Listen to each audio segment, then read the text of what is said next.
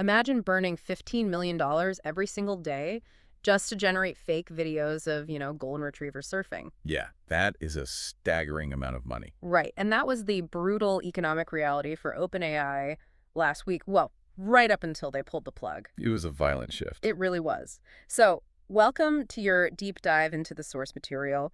We are looking at the week of March 22nd to the 28th, 2026.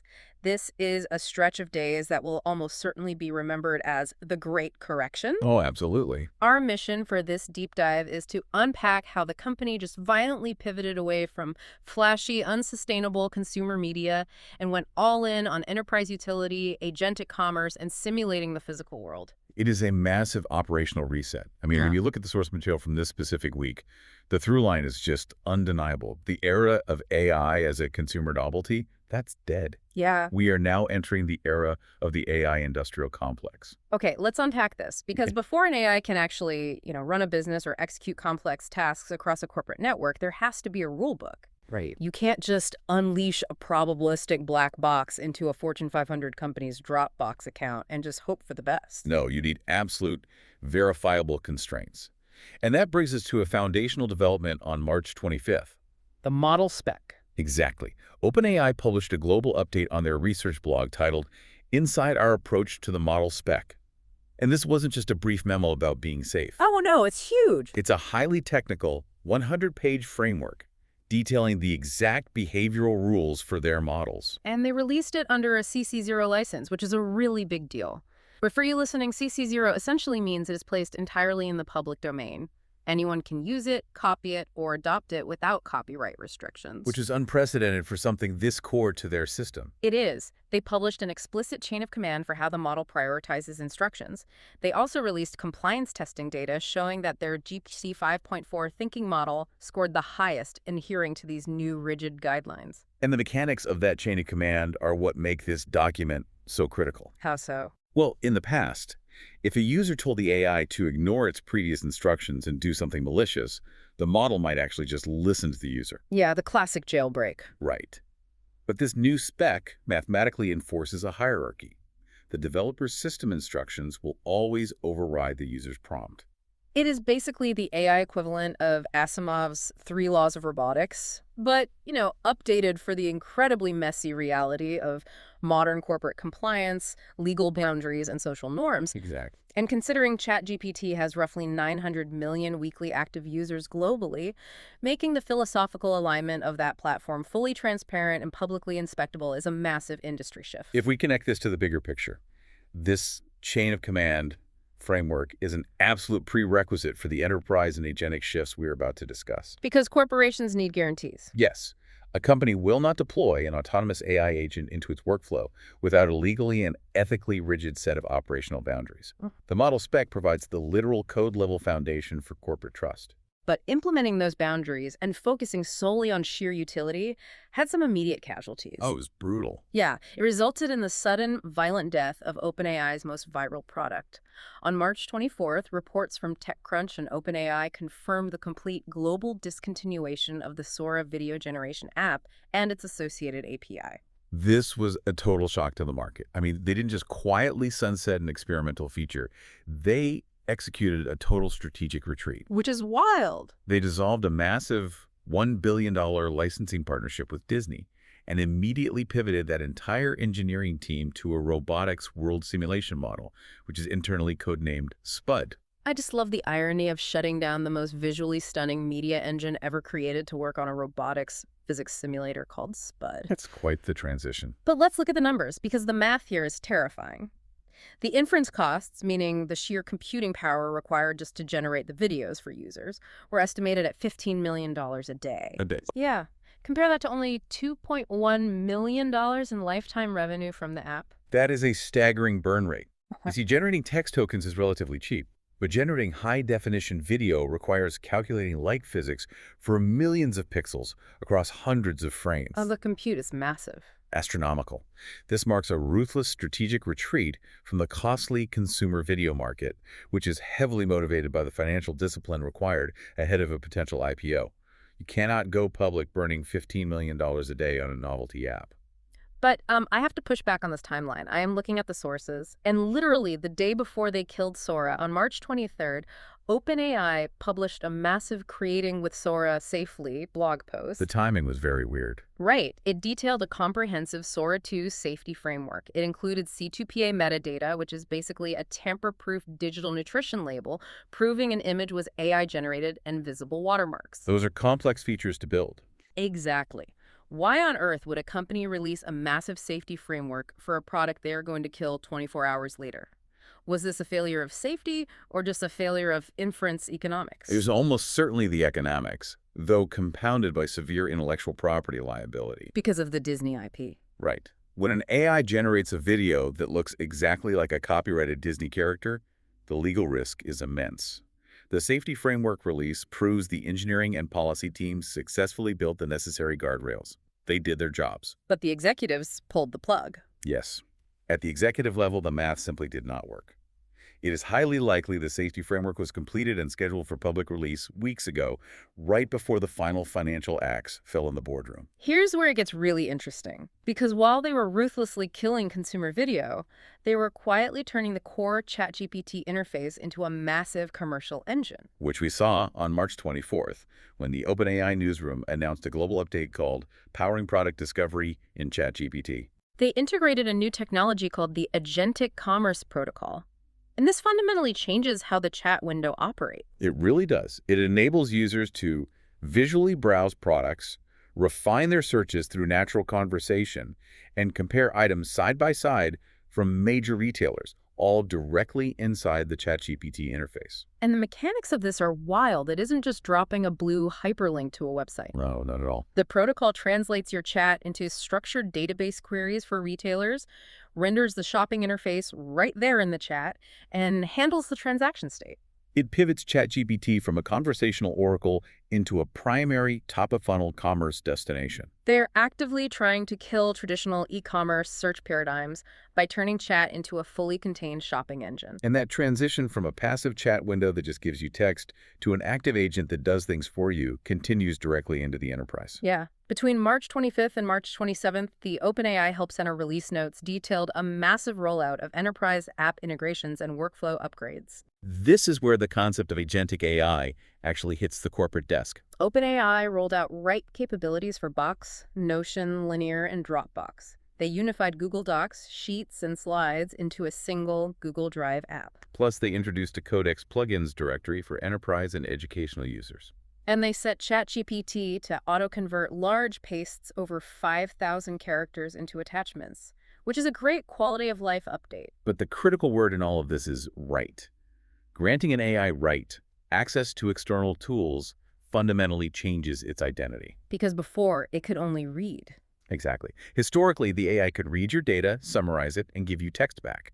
Now, it uses API tokens to send commands directly to your corporate backend. Wow. It can edit a Notion document, update a project ticket in Linear, or reorganize folders in Dropbox autonomously. It has evolved from a passive assistant into an active participant capable of modifying enterprise workflows. But to power active, autonomous enterprise tools like that, you need raw compute. You need massive physical data centers. Yes, you do. And OpenAI's infrastructure strategy is shifting just as dramatically as their product lineup. This was highlighted by a fascinating infrastructural development on March 27th down in Abilene, Texas. According to reports from Fortune and Bloomberg. Right. Microsoft partnered with a company called Crusoe to build 2 new AI factory buildings on the massive Stargate campus. But the real story is that Microsoft took over 900 megawatts of data center capacity that OpenAI had recently abandoned. I want you to just imagine the scale of 900 megawatts. That is enough electricity to power roughly 750,000 homes. It is the output of a nuclear reactor. It's mind-boggling. Why on earth would OpenAI abandon that kind of capacity, especially when their new enterprise agents need compute more than ever? Because it visibly highlights the accelerating divergence between OpenAI and its primary cloud provider, Microsoft. Oh, they're stepping away. OpenAI is actively unchaining itself from a single vendor. They are spreading their massive compute footprint across other platforms, specifically Oracle and AWS. They dropped the Abilene capacity because they reportedly preferred hardware flexibility. Meaning they want to deploy next-generation NVIDIA chips on their own terms. Precisely. They want to design their own cluster architectures rather than remaining exclusively tied to Microsoft's current infrastructure plans at that specific Texas site. And is a highly expensive geopolitical play for independence. It absolutely That is. makes a lot of sense. Now, if these models are equipped with that kind of massive independent compute, and they have the ability to take autonomous actions like editing your corporate Notion boards or making purchases via the Agentic Commerce Protocol, the attack surface changes entirely. Completely. Traditional software bugs are no longer the only threat. Behavioral manipulation is the new frontier. Which brings us to a major security announcement on March 25th. The OpenAI blog announced the global launch of the OpenAI Safety Bug Bounty Program. They launched a public bug bounty on BugCrowd, offering up to $20,000 for reports of AI-specific abuse risks. They are specifically targeting things like third-party prompt injections and data exfiltration. Right. And to explain that briefly, a prompt injection is basically a hacker hiding malicious instructions inside a seemingly normal document. When the AI reads the document, it gets hijacked by those hidden instructions.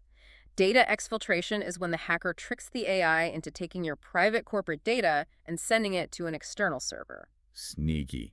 But officially recognizing these vectors means OpenAI understands that agentic AI creates an entirely new cybersecurity attack surface. It's beyond traditional code vulnerabilities. Exactly.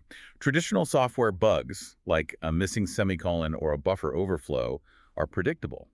Behavioral exploits require a crowdsourced immune system to detect manipulation. It's exactly like hiring a team of digital psychologists. That's a perfect way to look at it. Instead of looking for a broken line of code, hackers are now looking for ways to psychologically manipulate the AI agent into handing over the keys. But there is a very specific catch to this bounty program. They require a 50% reproducibility rate. And what's fascinating here is that specific 50% threshold.